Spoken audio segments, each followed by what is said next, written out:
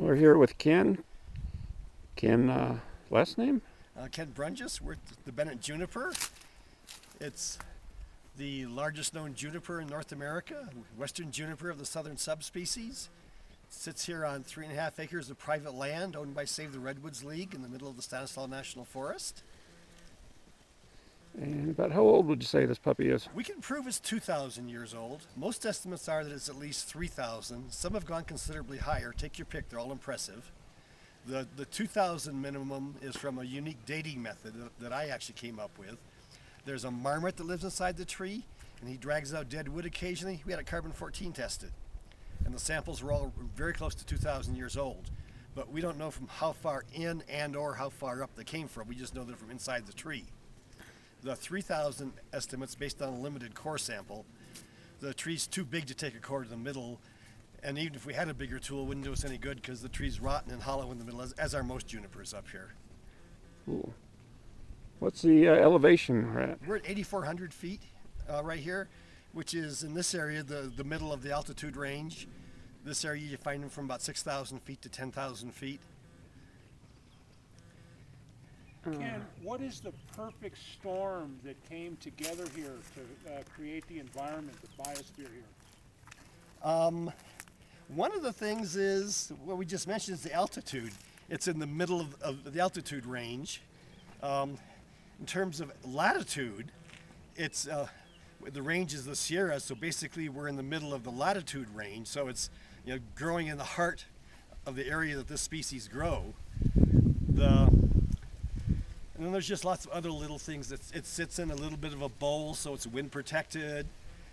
It's where it grows, the area won't support a forest. We're on a lava cap here, so it's never been subject to raging forest fire, just occasional ground fire, which has managed to survive. And it actually stays green out here usually until mid-August, sometimes even mid-September. So even for most of the fire season, there's nothing, it's unburnable, essentially. And perhaps the most unique thing is there's a little drainage close to the tree that the roots can reach. So it's got the perfect balance. It can get all the water it needs, but the tree still sits back on dry ground, which they prefer, and it's well anchored because it's on dry ground. Often trees will get big near water, but they're not secure because the ground isn't solid. So it's just a whole combination of things and a lot of luck. Could this tree or its species be in danger by climate change?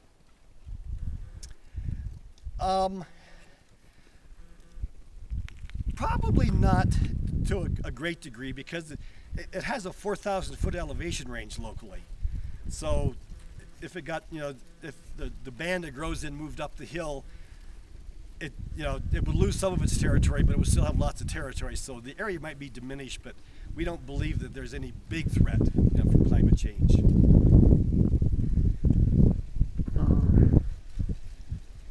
You said that there's a marmot lives in it. What other kind of fauna do we have in the vicinity?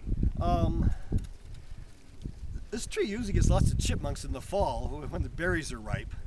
Berries are technically cones, of course. But this particular year, the berry crop up here was almost a total failure, so there's actually very few chipmunks in the tree this year.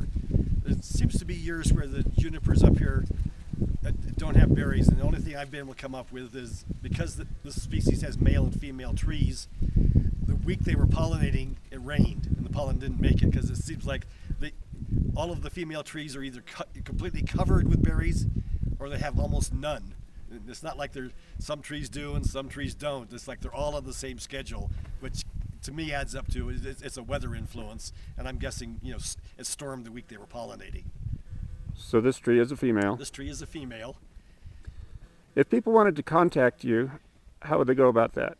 They would contact me through the Save the Redwoods League office in San Francisco. Good. You're here for most of the non-snow season? That's a good description.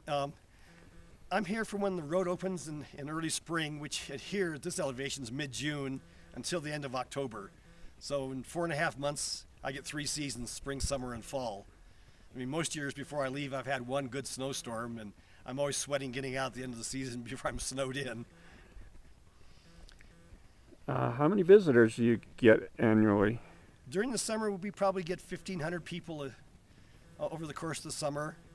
During the winter, nobody really knows, but there is heavy snowmobile visitation back here. We expect there's as many people back here in the winter as the summer. Wow. Any favorite story about your time spent up here? No,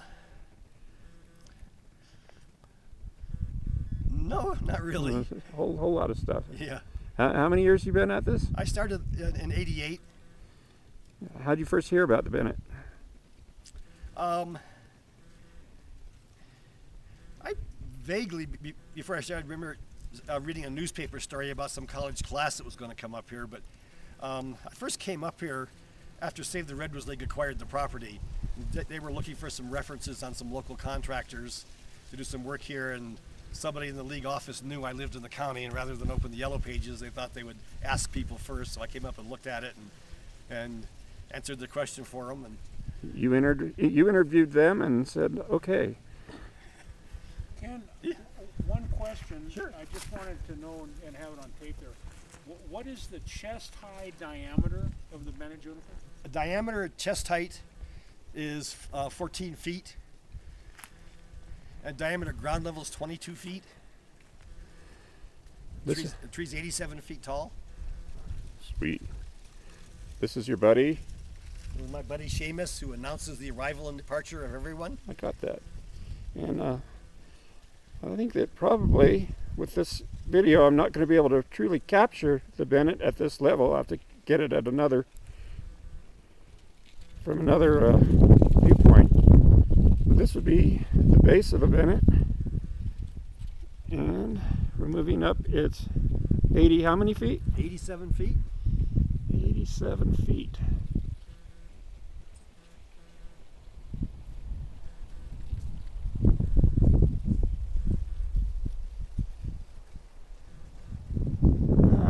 We got a nice day for this. Anything else you'd like to add? Everyone's welcome to come and visit. I'm here all summer. Great. I thank you for your time. Thank you for visiting. Oh, in the background, we have Tom Brick. Thank you, Tom. Hey, you bet, Ed. Anytime, buddy. Chauffeur extraordinaire. Thank you all.